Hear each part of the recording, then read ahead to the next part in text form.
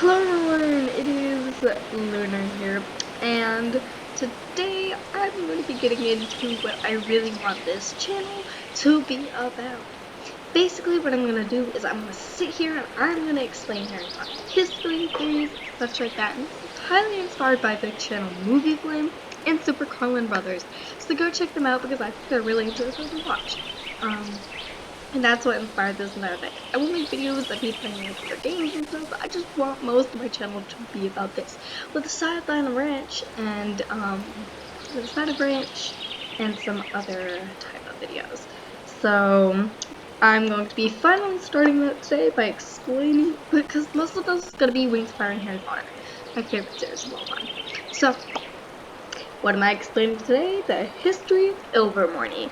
I've always been fascinated by Ilvermorny as soon as it was brought up in the first Fantastic Beasts movie. I think it was the first Fantastic Beasts movie. May have been the second. It was the second Fantastic Beasts movie, Crimes of Grindelwald. And it was brought up.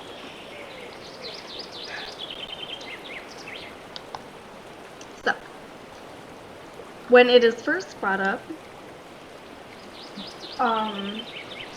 Jake Colossi says, wait, so you have wizarding schools here in America? You guys have like wizarding schools here? I think that was the line. And then Queenie says, of course, Ilvermorny is only the best wizarding school. And then Newt comes back to, I think you mean the best wizarding school is Hogwarts, which I agree on. It is Hogwarts. Ilvermorny has very strict rules and it's kind of ridiculous. But that's just because I grew up at Hogwarts. Anyways, and you are here to learn about the origins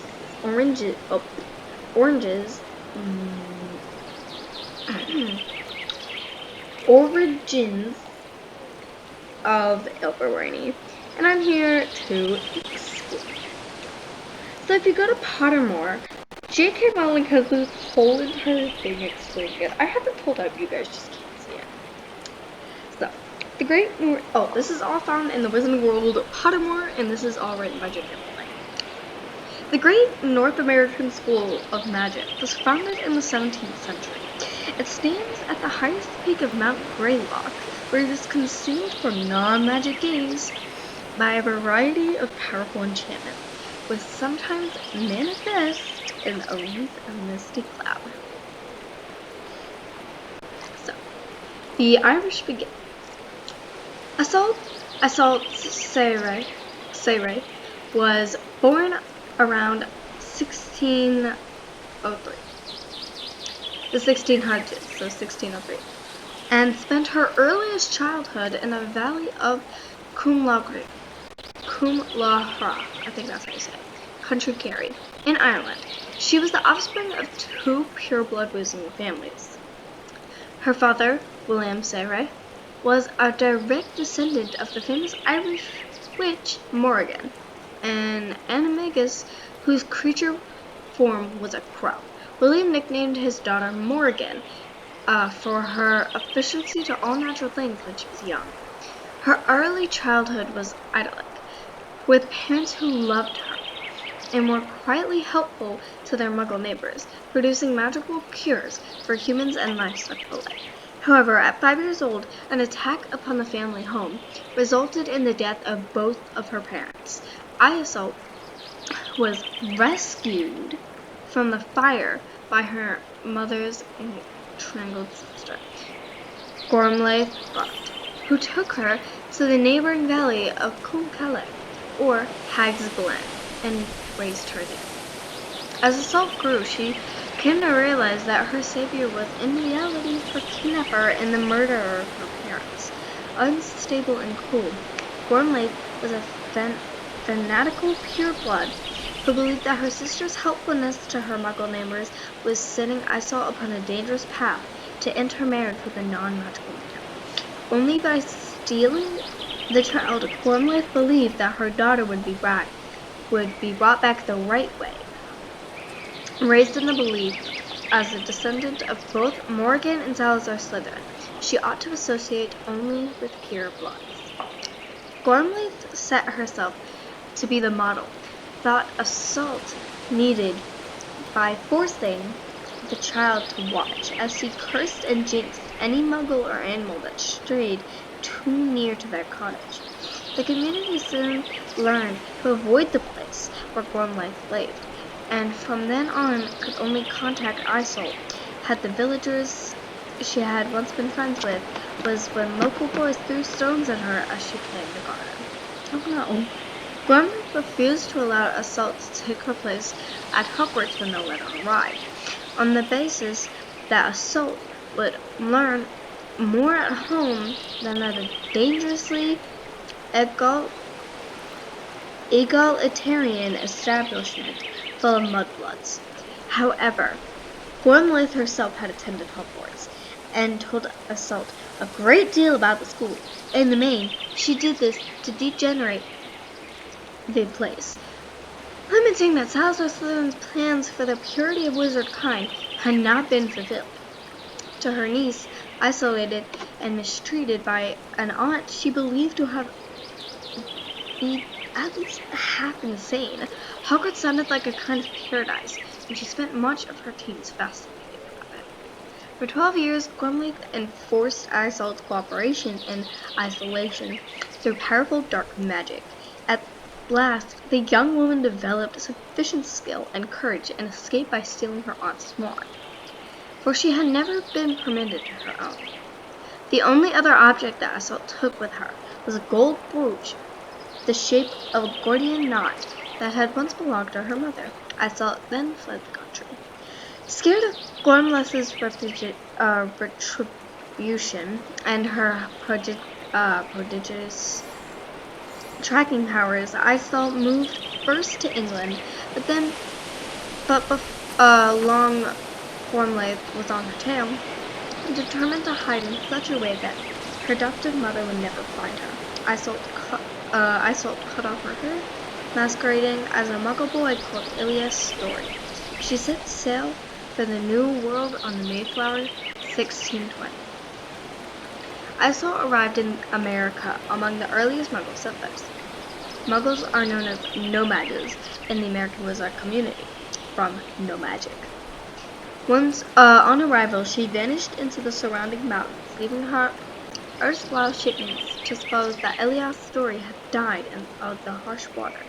Like so many others, Assault left the new colony partly because she had remained afraid that Gormlaith would track her, even to Newcastle, but also because her journey about the Mayflower had led her to deduce that a witch was unlikely to find many friends among the Puritans. The Mayflower, I just realized it's like a history book. Assault was now quite alone in a harsh foreign country, and as she knew, the only witch for hundreds if not thousands of miles. Her portrayal education by Gormlaith had not included information about the Native American wizards. However, after several weeks alone in the mountains, she met two magical creatures, of whose existence she had hitherto to be ignorant. The Hive-Beyond is a nocturnal, forest-dwelling spectre that preys on humanoid creatures. As the name suggests, it can contort itself to hide behind almost any objects, concealing itself perfectly from hunters and victims alike. Its existence has been suspected by no mages, but there are no match for its powers. Only a witch wizard is likely to survive an attack by a hide-behind. That's scary. So basically, a no mage's point of view of a hide-behind is probably skinwalker. That's what I'm getting at. The Pukwudgie is also native to America. A short, gray-faced, large-eared creature distantly related to the European goblin. Fiercely independent, tricky, and not overfond of humankind, whether magical or mundane. It possesses its own powerful magic. Pukwudgies hunt with deadly poisonous arrows and enjoy playing tricks on humans. The two creatures had met in the forest, and the hide-behind, which was of unusual size and strength, had not only succeeded in capturing the Pukwudgie, which was young and inexperienced, but had also been on the point of disemboweling him when Isolde cast the curse that made it blue.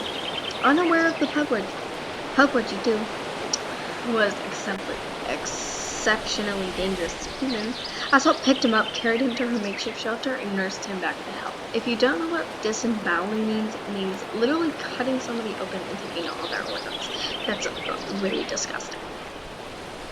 The Pukwudgie had declared himself bound to serve her until he had an opportunity to repay his debt.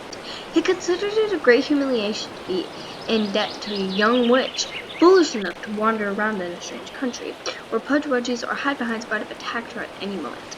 And her days were now filled with the Pukwudgies grumbling as he trudged along her heels. In spite of Pukwudgie's ingratitude, Isolde found him amusing and was glad of his company. Over time, a friendship developed between them, and that was almost unique in the history of their respective species. Faithful to the taboos of the people, Pukwudgie refused to tell her his individual name, so she dubbed him William after her father. I'm gonna pause here. So as you can see, the story is just starting out. She has a friend, and it's going great so far. But if you are very interested to see what happens next, I don't want the video to be like too long, so I'm gonna read this next chapter and then I'm gonna be done. Because editing is difficult. Okay, I might not edit this at all because it's gonna be more than 12 minutes. So I'm gonna read this chapter and then I'll make part 2. The Horned Serpent. William began to introduce Isolde to the magical creatures with which he was familiar. They took trips together to observe frog-headed podhags hunting. They fought a dragonish smelly gaster and watched newborn wampus kittens playing in the dawn. Most fascinating of all to Isolde was the great horned river serpent with a jewel set to its forehead, which lived in a nearby creek. Even her Pukwudgie was terrified of its feast, but to his astonishment, the horned serpent seemed to like Isolde. Even more alarming to William was the fact that she claimed to understand what the horned serpent was saying to her. This, of course, was because she was a descendant of Salazar Slytherin and the Marvolo and the Gaunt family. This makes it so she is a parselmouth and she can speak to serpents and snakes. Isolde learned not to talk to William about her strange sense of kinship with the serpent, nor of the fact that it seemed to tell her things. She took to visiting the creek alone and never told Pukwudgie where she had been. The serpent's message never varied: until I am part of your family is doomed. Isolde had no family, unless you counted Gormlaith back in Ireland. She could not understand the horned serpent's cryptic words, or even decide whether she was imagining the voice in which it seemed to speak to her.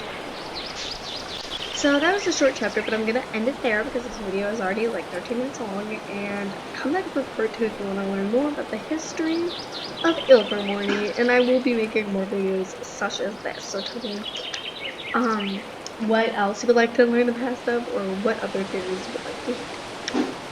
See you later.